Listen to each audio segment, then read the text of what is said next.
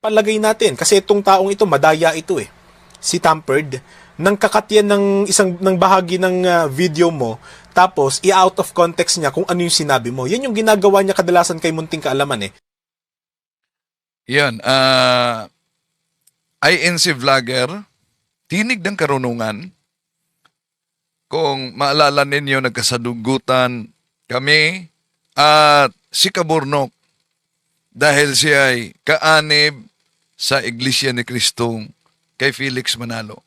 Pero napansin niyo ba, sa simula pa lamang ng kanyang pagsagot, kadalasan, itong mga kaanib sa INC, pawang ad hominem talaga ang ginagamit nila. Ano po ba yung ad hominem? Ito po ay logical fallacy, mga kapatid. Kung saan inaatake yung pagkatao. Tampered, mandaraya, sa halip na sagutin ang argumento, ilihis ang personal sa atake. Bakit? Hindi kaya ang argumento, mga kapatid. At ano ang patunay na hindi kaya ang argumento? Deleted ang mga video niya. Natiling 4 na video hanggang isa na lang. Totally deleted talaga ngayon . At alam ba ninyo kung bakit binura niya ang mga video sa pagsagutan sa kay Kabornok, sa akin, at ito ang dahilan. Tatalakayin natin. Samahan ninyo ako.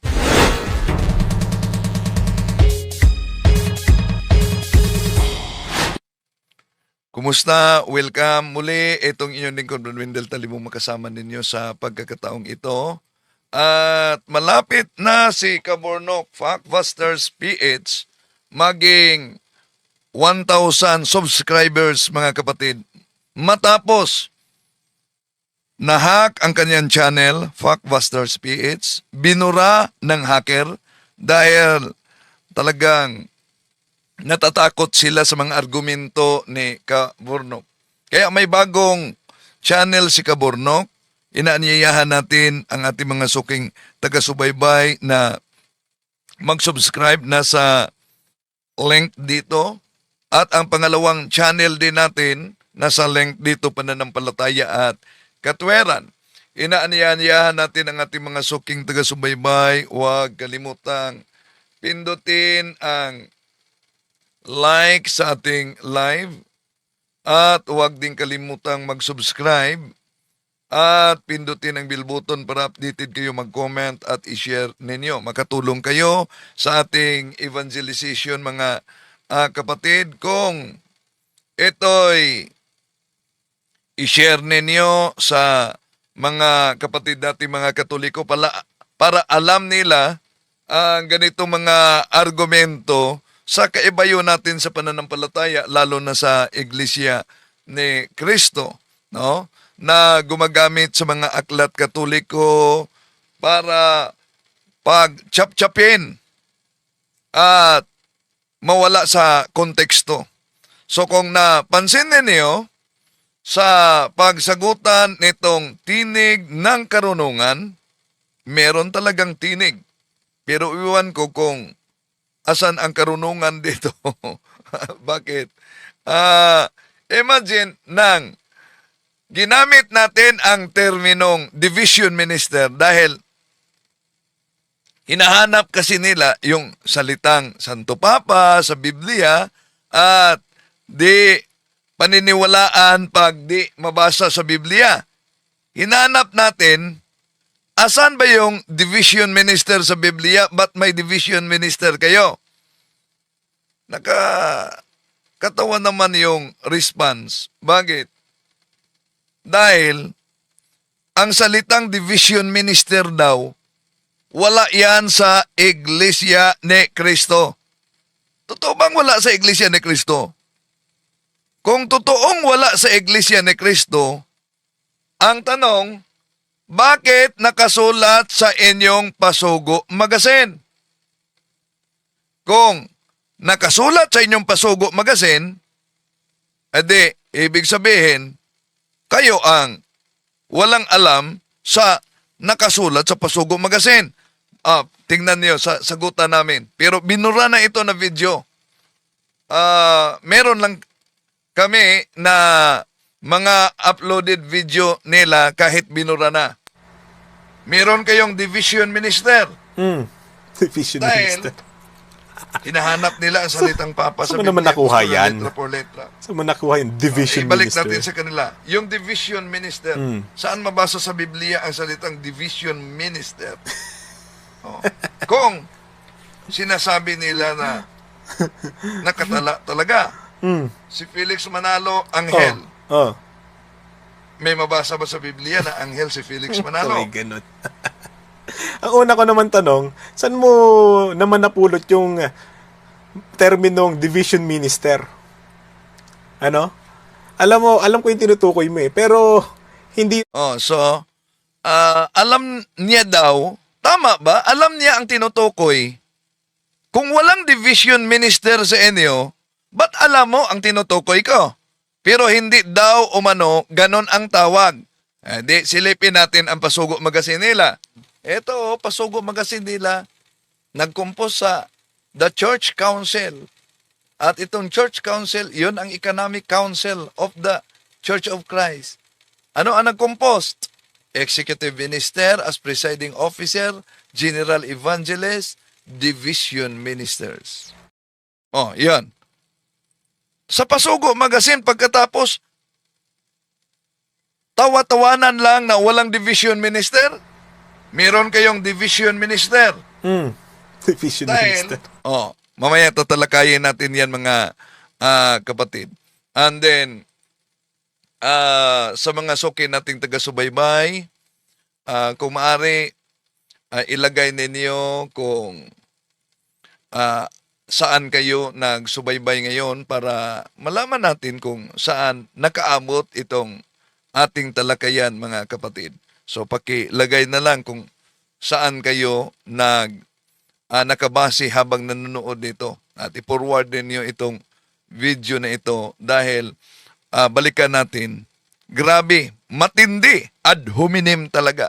Ba't kaya gumagamit sila ng ad hominem? Alam nyo ba? Palagay natin, kasi itong taong ito, madaya ito Si Tampered, nang kakat yan ng bahagi ng video mo, tapos i-out of context niya kung ano yung sinabi mo. Yan yung ginagawa niya kadalasan kay Munting Kaalaman Ay dapat ipakita niya kung anong video niya o video ni Munting Kaalaman na isang Iglesia ni Cristo din na pinutol at naging out of context. Halimbawa, yung video ni Munting Kaalaman na pinakita at sinagot natin, di ba sabi ni Munting Kaalaman, sangayon ka ba nun? Na sinabi ni Munting Kaalaman na si Felix Manalo, anghel, si Kristo ay tao, kaya si Felix Manalo ay higit kay Panginoong Hesukristo dahil nasa Biblia, mas higit ang anghel kaysa tao. Asan ang out of context dyan? Si Munting Kaalaman na kasama ninyong vlogger sa INC, gumagamit sa naturang pagtalakay. Pero nawala na din ang video niya. Nakapagtataka. At di na tayo magtaka kung bakit itong mga kapatid natin sa ibayong pananampalataya gumagamit ng ad hominem talaga pag sila'y sasagot. No. Ano yung ad hominem? Ang ad hominem ay isang logical fallacy mga kapatid kung saan inaatake yung pagkatao, pinipersonal. Sa halip na sagutin nila ang argumento, ililihis nila sa personal na atake. Tulad sa sinabi niyang, Tampered, daya, ito, balikan natin mga kapatid ang kaniyang pahayag. Palagay natin, kasi itong taong ito, madaya ito Si Tampered. Yan. Ad hominem talaga. Ilihis nila para hindi halata na mismo sila'y umanib sa tampered na sikta.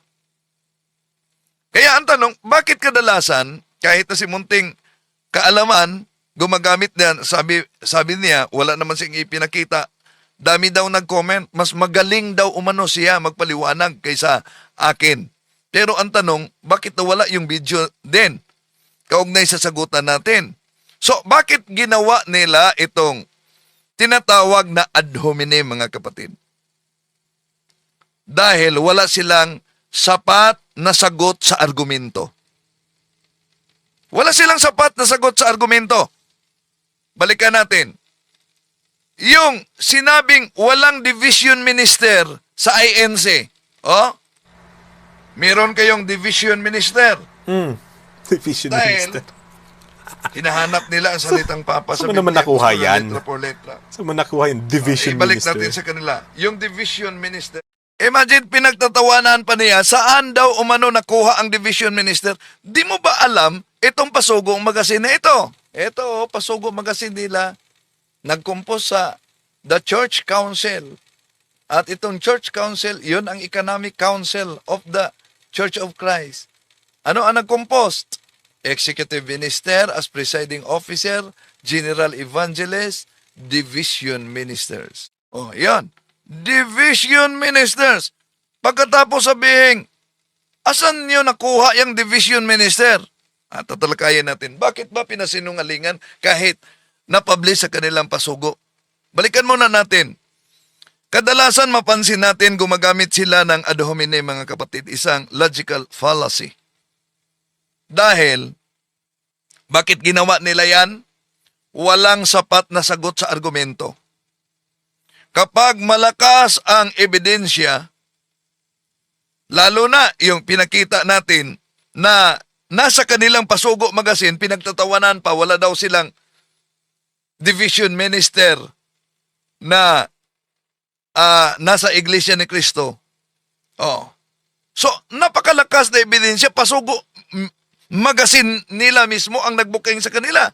Di ba? So, pag Pasugo Magazine, ay, kadalasan, dahil nabutata sa kanilang sariling Pasugo Magazine, ad hominem ang katumbas na ginagamit. At yung ad hominem kadalasan, sinungaling, mandaraya, walang unawa, kaysa sagutin yung argumento. Ba't sinabi na walang division minister samantalang nakasulat sa Pasugo Magazine? Ibig sabihin, taktika nila ang ad hominem para umiwas sa isyo. Ya? Ibig sabihin, defense mechanism lamang nila na sa halip amining may kahinaan yung paliwanag nila o kailangang magsaliksik ba? Totoo ba talagang may division minister sa Iglesia ni Cristo? O wala? At mas pinipiling siraan ang kredibilidad ng kanilang sinasagot sa pamamagitan ng ad hominem para magmukhang tama umano sila kahit mali sa punto. Yun ang kanilang taktika para sa kanilang audience. Kung para lang sa kanilang audience, hindi para sa katotohanan sa vlogging nila. So, mga kapatid, mahalaga talaga na sagutin nila ang punto ng maayos.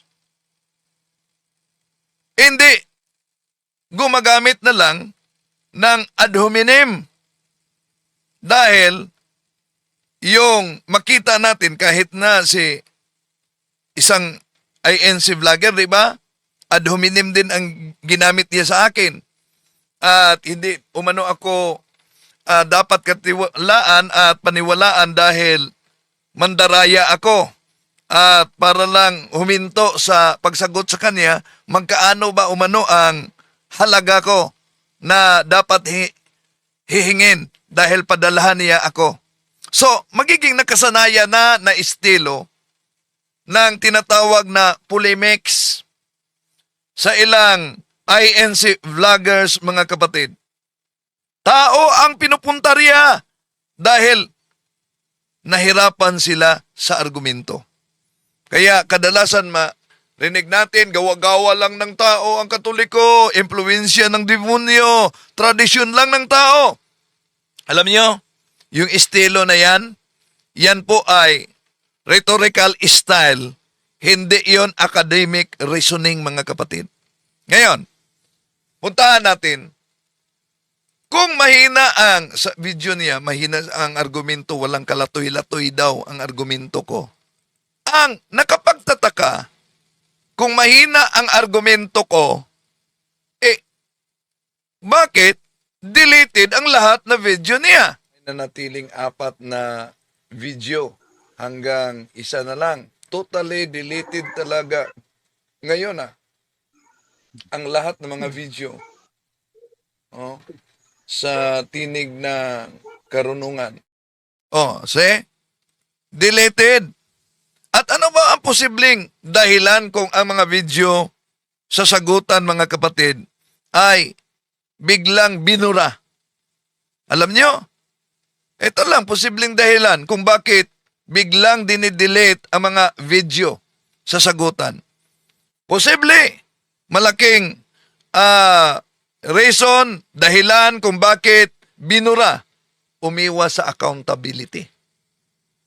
Kapag nahaharap sa maayos pero matibay na sagot, mga kapatid, lalo na kung matibay ang sources at lohika tulad sa ipinakita natin na sabi na, walang division minister, pero nasa Pasugo Magazine pala nila. Saan mo yan kinuha? Pero lilitaw na parang wala silang alam sa kanilang Pasugo Magazine.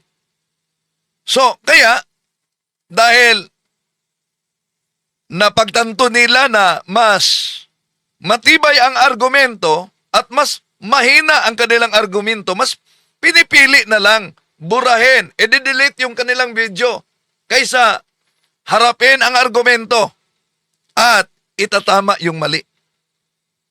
Yun ang malaking posibilidad, mga kapatid. At hindi lang yan, yung tinatawag na damage control, pag-reset ng imahe. Maaring nakita niya na nagkaroon ng kahinaan ang argumento at mas madaling i-delete kaysa mag-public correction. Diba? Halimbawa, yung patawa-tawa niya na wala namang mabasa, wala namang tinatawag na division minister. Balikan natin, ha? Meron kayong division minister. Division Dahil, minister.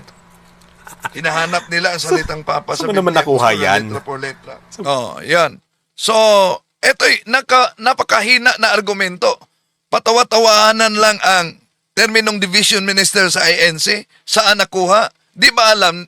Ito, Pasugo Magazine nila, nag-compose sa The Church Council. At itong Church Council, yun ang Economic Council of the Church of Christ. Ano ang nag-compose? Executive Minister as Presiding Officer, General Evangelist, Division Ministers. Yan. May Division Minister. Kaya, diyan pa lang nakita na napakahina ang argumento niya. Kaya mas madali piliin na i-delete na lang ang sagutan sa mga video kaysa mag-public correction na nasa Pasugo pala nila yan. At hindi lang yan. Isa sa mga dahilan, takot sa tinatawag na fact check o report. Kapag may misinformation, ad hominem o paninira, posible ring inaalis ang video para maiwasan ang sanksyon ng platform. So, may pagkakataon din, mga kapatid, na bakit dinidelete yung mga video, napagtanto sa mga pagkakamali. At ang pag-delete ng mga video ay unang hakbang para i-correct yung pagkakamali. So ang mas mahalaga, kung sa argumento ay nasagot ba o hindi. Kung hindi nasagot, mas mahalaga sa kanila ang katahimikan. Mananahimik na lang kaysa mahabang paliwanag kaugnay diyan. Di ba? At tandaan natin, ang katotohanan ay hindi natatakot sa anumang tanong. Kahit sa harapan, pero harapan na talakayan, hindi yung patago-tago lang. Di ba? Ang tunay na pananampalataya ay handang masuri. Ang pag-uurong ng walang paliwanag ay nag-iiwan ito ng maraming tanong kaysa sagot. Bakit ba dinilit ang mga video? Ngayon, balikan natin ang argumentong division minister, wala daw. Meron kayong division minister. Division Dahil, minister. hinahanap nila ang salitang papa sa Saan mo naman Biblia, nakuha pura yan? letra por letra. So, manak- No, saan nakuha, di ba? At malinaw naman. Ito, Pasugo Magazine nila, nagkumpos sa The Church Council. At itong Church Council, yun ang Economic Council of the Church of Christ. Ano ang nagkumpos? Executive Minister as Presiding Officer, General Evangelist, Division Minister. Shout out daw kay Muslim Islam. Hello, maraming salamat Muslim Islam, no? Sa pag subaybay. Okay. Ituloy natin, no? Dito tayo sa Division Minister. Dahil ang resulta kasi dito, mga kapatid, sa kanyang paliwanag, paliwanag versus dokumento. Alam naman natin na ang Pasugo Magazine ng INC ay opisyal na publikasyon ng INC.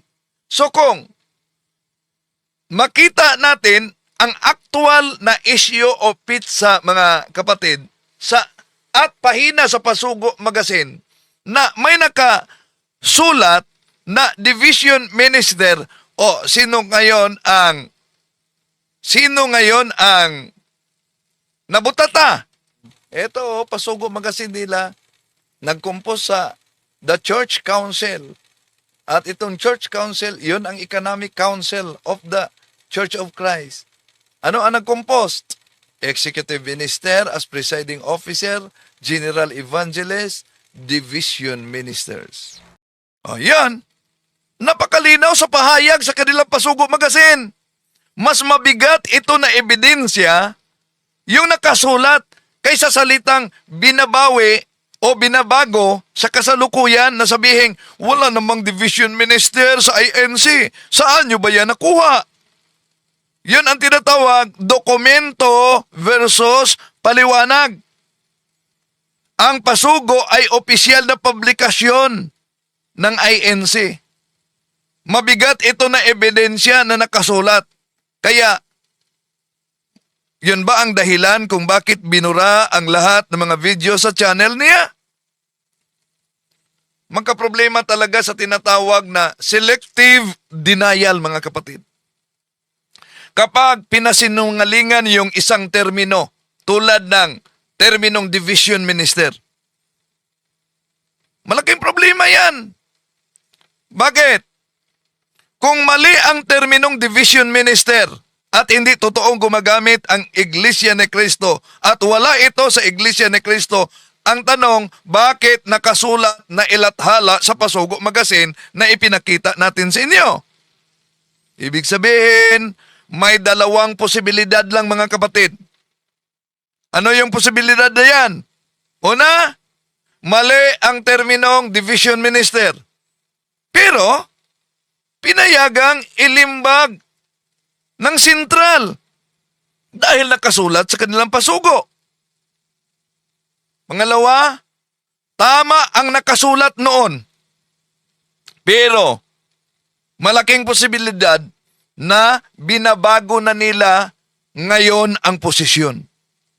So, parehong seryosong issue ang dalawang ito, mga kapatid. Pero, Ang problema dito ay kaugnay sa doctrinal consistency. Bakit? Kung ang pinagtatalunan natin ay ang yung division minister at ito'y bahagi sa aral ninyo na sa hierarchy may division minister. So, ibig sabihin, nagpatuloy ito sana ngayon. Pero bakit nawala kung totoong sinabi ni tinig ng karunungan na nawala umano? Wala umano. Di ba? Ang aral dapat pare-pareho. Hindi ito dapat nagbabago depende sa sitwasyon o sa kritisismo. Kapag ang nakasulat sa pasugo noon ay itinatanggi na ngayon, natural lang. May tanong tayo. Alin ba ang dapat paniniwalaan ng mga miyembro ng INC? Ang dating opisyal na aral na talagang nakasulat sa kanilang Pasugo Magazine? Anong nakasulat sa Pasugo Magazine? Ito, Pasugo Magazine nila. Nag-compose sa The Church Council. At itong Church Council, yun ang Economic Council of the Church of Christ. Ano ang nag-compose? Executive Minister as Presiding Officer, General Evangelist, Division Ministers. So inulit natin, nasa Pasugo Magazine. Pero, pinagtatawanan lang niya. Meron kayong Division Minister. Division Dahil, minister. hinahanap nila ang salitang Papa sa saan mo naman Biblia, nakuha kung yan? letra por letra. Saan mo nakuha yung division Ibalik minister? natin sa kanila. Yung Division Minister, saan mabasa sa Biblia ang salitang Division Minister? Kung sinasabi nila na nakatala talaga, si Felix Manalo, anghel. May mabasa ba sa Biblia na anghel si Felix Manalo? May ganun. Ang una ko naman tanong, saan mo naman napulot yung terminong division minister? Ano? Alam ko yung tinutukoy mo pero hindi yun ang tawag doon. Kaya mga kapatid, ang simpleng pagsisinungaling o pagdistansya sa sariling publikasyon ng INC, alam niyo anong resulta dyan? Makasisira yan ng kredibilidad. Hindi sa isa lang INC vlogger, kundi pati na sa institusyon mismo ng INC na tinatag ni Felix Manalo. Malinaw ang ebidensya na nakasulat sa Pasugo Magazine na paulit-ulit nating ipinakita. At itinatanggi ito ngayon. Kaya, makatarungan lang na itanong natin, may inconsistency ba sa loob ng INC kaugnay lang sa hierarchy na ipinakita natin na tinatalakay natin pagkatapos tinatawanan lang ni tinig ng karunungan? O talaga bang di niya alam na meron palang division minister noon, so ibig sabihin may tinig. Pero iwan ko sa karunungan dahil di niya nakita at nasilip sa kanilang Pasugo Magazine. Kaya hindi patas mga kapatid na pagtatawanan lang ang isyong ito at pasinungalingan na walang terminong division minister sa INC, na ang terminong division minister mismo aprobado na ilimbag sa Pasugo Magazine ng Iglesia ni Cristo. Ngayon, punta tayo sa argumento nila. Alam nyo, sabi niya, ang simbahang Katoliko daw ay tulad daw ito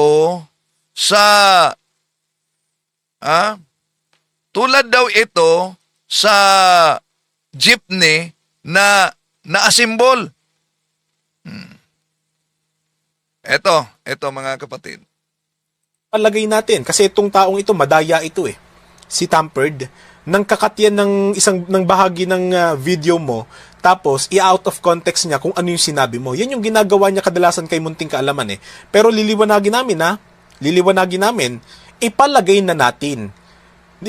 lang natin na merong mababasa na Iglesia Katolika Apostolika Romana sa Mateo 16:18 ng Confraternity Version Nasagot na natin yung pamimersonal.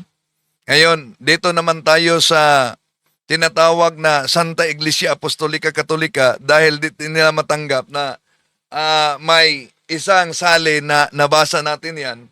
At di din nila matanggap na may ibang mga salin din na nabasa natin yan. Pero hinanap nila ang letra por letra. Pero ito ang argumento niya. Palagay natin na merong mababasa. Tama ba ang salin kung ganun ng confraternity version? Bakit namin yan ang itinanong namin sa inyo mga kababayan? No, so bakit yan ang itinanong daw sa namin? So dito pa lang sa terminong namin mga kapatid, makita na natin na kumakatawan siya kahit sa kanyang vlog, sariling vlog ito, kumakatawan siya sa Iglesia ni Cristo. 'Di ba? Bakit sinabi namin? Di kumakatawan siya sa Iglesia ni Cristo. Okay. Ayan. Una, ang pangalang Iglesia Katolika Apostolika Romana, para sa inyong kaalaman, 17th century lang na-formalize. Yan ang problema. Para sa kaalaman, ang Iglesia Katolika daw, 17th century lang na-formalize. Nako, magka-problema tayo dyan. Bakit? 17th century na-formalize. Alam niyo, ginagamit nila ang argumento kasi mga kapatid. No? Anong argumento ang ginagamit nila? Yung nakasulat sa Discourses on the Apostles' Creed. Ano po ba ang nakasulat sa Discourses of the Apostles' Creed? Ang nakasulat diyan ay in 1870 sa pahina 191, yon ang kadalasan nilang ginagamit mga kapatid. Pakita natin sa inyo ang nakasulat. Ito ang ginagamit nila. No? In 1870 at the Vatican Council, the name Roman Catholic Church was proposed, but it was rejected. The bishops assembled unanimously decided upon this official name, the One Holy Catholic Apostolic Church, as descriptive of Christ Church. Yan. Kaya, dahil in 1870, at the Vatican Council, the bishops assembled unanimously decided upon this official name, the One Holy Catholic Apostolic Roman Church. At ano ang argumento niya? 1870. So therefore, 17th century lang daw umano. 17th century, ginamit ang terminong Santa Iglesia Apostolica Katolika Romana.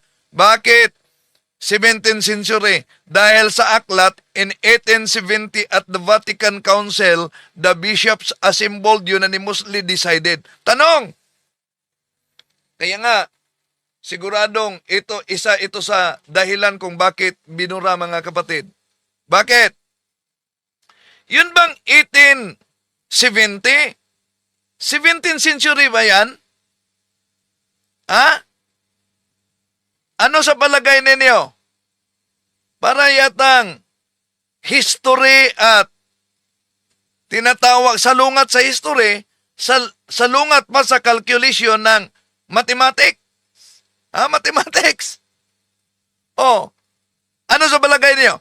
Yun bang 1870? Nasabi niya, yun daw umano ay 17th century. Sige nga, comment kayo mga kapatid. Tama ba ang sinabi niya na ang 1870 ay 17th century daw? Kaya dyan pa lang. Grabe, maling-mali na, di ba? Dahil ang 1870, ano na yan na siglo? 19th century na yan. 19th century na yan. Hindi yon ang layo. Balik natin ha. Ano daw? Iglesia Katolika Apostolika Romana, para sa inyong kaalaman, 17th century lang na-formalize. 17th century lang kadalasan o umugong na ginagamit ng simbahan. Hindi po yan ginamit, yung buong pangalan na yan, 17th century pababa. Sapagkat ang pangalang Iglesia Katolika Apostolika Romana, sabi na rin ng ministrong nakipagdebate dito kay Mr. Tamperd, ang pangalang yan ay parang assembled na jeepney. Oh, bago dyan mga Yung kapatid. Iglesia, Yung assembled na jeepney na argumento nila, no? Na para daw assembled na jeepney ang argumento. Tama ba na argumento na ang simbahang Katoliko ay parang assembled na jeepney? Mali na analogy. Bakit maling-mali na analogy? Iyon ang binanggit ni Ramel Parba at itong munting tinig ng karunungan daw na binura na niya ang lahat ng mga video na ang simbahang Katoliko ay parang assembled na jeepney. Si Parba, sinabi niya parang assembled na bike. Oh. Bakit maling analogy itong assembled na jeep, mga kapatid? Dahil ang assembled na jeep ay binubuo ito ng iba't ibang pisa na walang iisang pinagmulan, di ba? Pwedeng baguhin ayon sa gusto ng gumagawa. Bakit sinabi kong mali na analogy? Ang simbahang Katoliko ay may iisang pinagmulan. Ang ating Panginoon Jesucristo San Mateo Kapitulo 16-18. May tuloy-tuloy na identidad, mga kapatid, mula sa mga apostol hanggang ngayon. At ang mga konsilyo ng simbahang Katoliko, hindi ito ang pag-imbento ng bagong pananampalataya, kundi pagpaliwanag at pagtatanggol sa iisang pananampalataya na minana mula pa sa mga apostol na inaatake ng mga heretiko. Kaya, napakamaling analogy, false analogy, ang tinatawag na assembled jeepney. Bakit? Halimbawa, yung argumento nila, the word Catholic was first used by St. Ignatius, therefore St. Ignatius was the founder of the Catholic Church. Mali! Bakit? Pasugo Magazine nila mismo nagsabi, eto, Pasugo, Marso, Abril 1987, page 4, Philjon Fuentes. I have nothing against the fact that the Catholic Church, which exists to this day, could be traced back from the first century. O di niya matutulan ang katotohanan na ang simbahang Katoliko na umiiral ngayon ay maipabalik sa unang siglo. Kung ang simbahang Katoliko nagkaproblema ang ANC diyan, mga kapatid, kung ang Iglesia Katolika ay itinatag ni San Ignacio, itrace si San Ignacio sa Pasugo Magazine nila, alagad siya ni San Juan Apostol. Kung kailan umiiral si San Ignacio, taong 107 Anno Domini, di ba? 110 pinatay siya. Mga kapatid, the word Catholic was first used by St. Ignatius in order to distinguish between the true church founded by Jesus Christ and the false churches, the schismatic churches. 107 Anno Domini. So, therefore, si San Ignacio, ikalawang siglo na. Kung si San Ignacio, ikalawang siglo na, ano itong sinabi ni Philjon Fuentes sa kanilang Pasugo Magazine, Marso, Abril 1987, page 4. I have nothing against the fact that the Catholic Church, which exists to this day, could be traced back from the first century. O di, nagkasalungatan na naman sila. Diba? Yun, nagka-problema tayo dyan. Dahil nagkasalungatan na. Okay, tuloy natin si Tinig ng Karunungan sa kanyang argumento. Apostolika Romana, sabi na rin ng ministrong nakipagdebate dito kay Mr. Tamperd, ang pangalan yan ay parang assembled na jeepney. Oh, ang pangalan, bakit daw na ang pangalan ng Santa Iglesia Apostolica Katolika Romana ay parang assembled na jeepney? Bakit? Yung iglesia, yung katolika, ibang taon ikinapit sa pangalan nila. Yung apostolika, ibang panahon din nang idagdag nila. Yung katolika romana, ibang taon din ikinabit para madagdag. So, iyon ba ang assembled jeepney para sa INC? Lalo na iyon ang argumento ni Ramel Parba.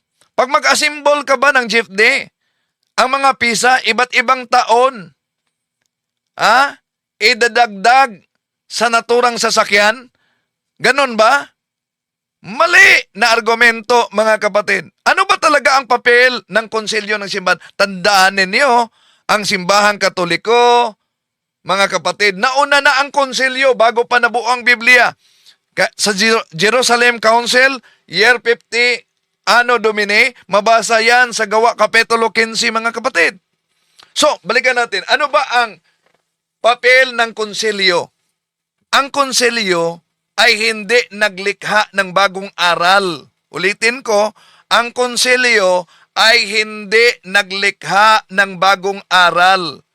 Ang konsilyo, ang ginawa niya, paglilinaw ng aral kapag may mga kumontra dito, kapag may mga lumilitaw na erehe, kaya nilinaw ang aral. Halimbawa, isa sa mga aral na nilinaw ng simbahang katoliko, nakasulat yan sa pasugo ninyo.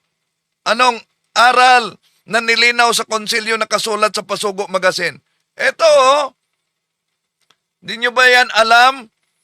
1951, Pasugo Magazine, pahina 27, nakasulat yan. Ito ang sinabi. Ang konsilyo ng Trento noong 1946 ay naghayag na ang lahat na aklat sa matanda at bagong tipan ay nasa Bibliang Katoliko, ay mga banal, pinapatnubayan at naaayon sa batas. Yan. Ang tanong, di ba tinanggap nila ang tinatawag na Biblia, luma at bagong tipan? Ibig ba sabihin, noong 1946 pa, nag-imbento ang simbahang katoliko ng luma at bagong tipan? At kung ang simbahang katoliko ay nag-imbento ng luma at bagong tipan, ba tinanggap nila yan? Nagkaproblema talaga sila sa kanilang argumento. Hindi lang yan. Nakasulat din sa kanilang Pasugo Magazine. Ito. Mabasa ninyo. Ang mga batas, close parenthesis, ng Iglesia Katolika na mataimtim at maingat na sinisiyasat at tinitiyak ng konsilyo ay siya ring nasa mga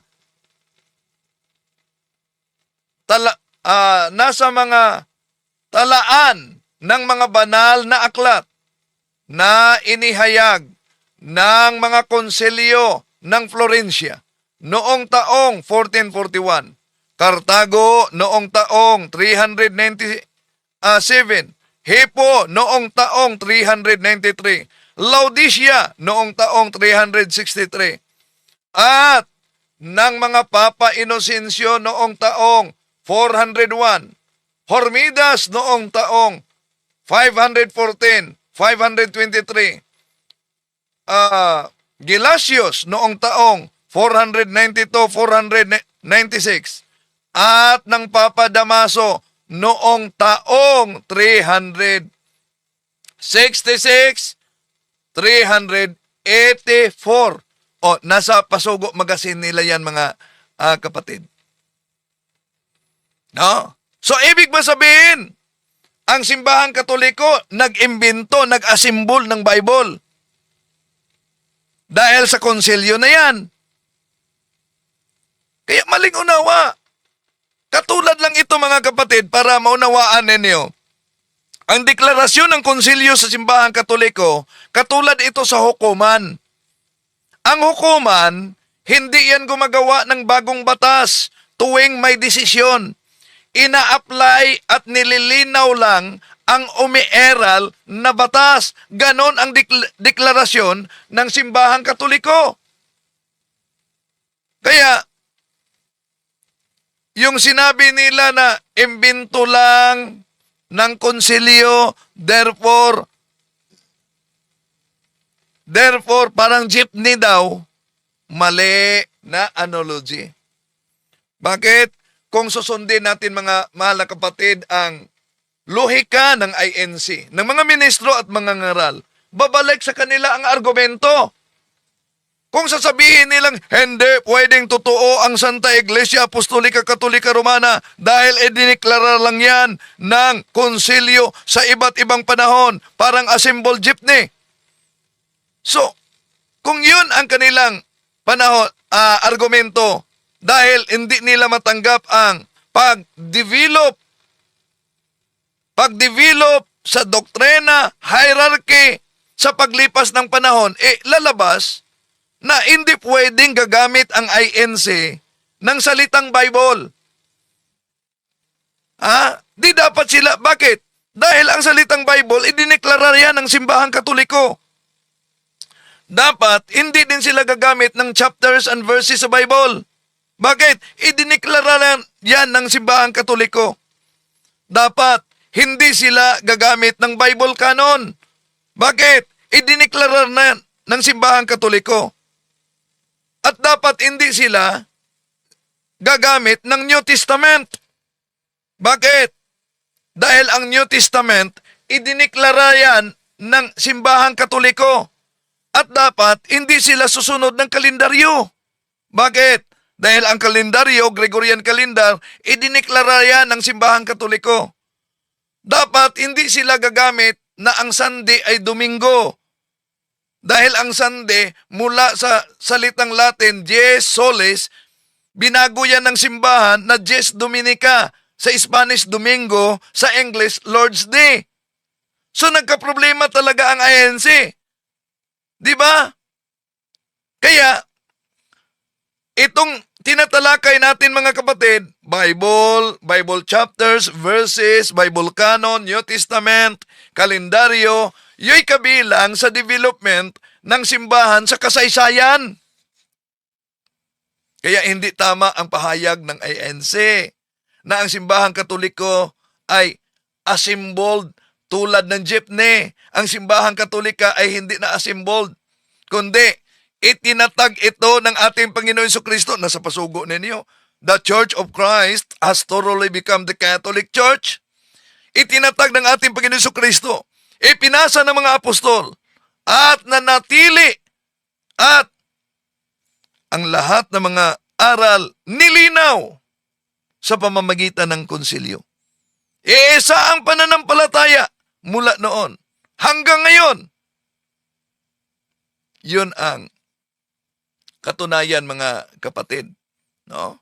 Kaya madalas sabihin nila na ang Katolika ay parang assembled jeep daw dahil nabuo raw ang simbahang katoliko sa iba't ibang konsilyo, sa iba't ibang taon, sa iba't ibang panahon. Pero mali ang paghahambing na iyan mga kapatid. Non sequitur. Bakit? Ang konsilyo ay hindi nag-imbento ng simbahan. Ang konsilyo ay nagpapaliwanag at naglinaw ng pananampalatayang matagal nang itinuturo. Matagal nang isinabuhay ng mga Kristiyano na kinontra ng mga erehe. Kaya, kung ang paglilinaw ng konsilyo, ulitin ko, kung ang paglilinaw ng konsilyo ay katumbas ng pag-assemble, edi dapat sabihin nilang assemble din ang Bible. Bakit? Dahil ang mga aklat na ito ay kinikilala, pinagtibay sa iba't ibang panahon sa pamamagitan ng konsilyo ng simbahang katoliko. Ang simbahan ay organisasyong buhay. Ang simbahan, hindi ito makina. Lumago ito at sa pag-usbong ng panahon, mga kapatid, may development talaga, parang leso hanggang puno.